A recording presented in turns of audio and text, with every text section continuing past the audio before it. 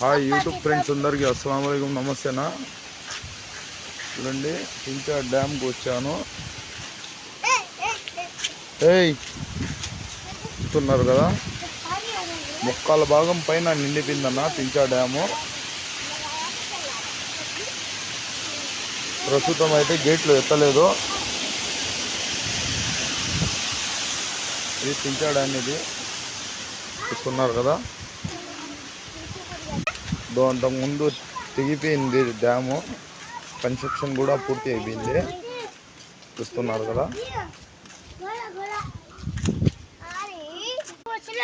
నీళ్ళు అయితే స్టోర్ చేసి ఉండారు పింఛా డ్యామ్లో.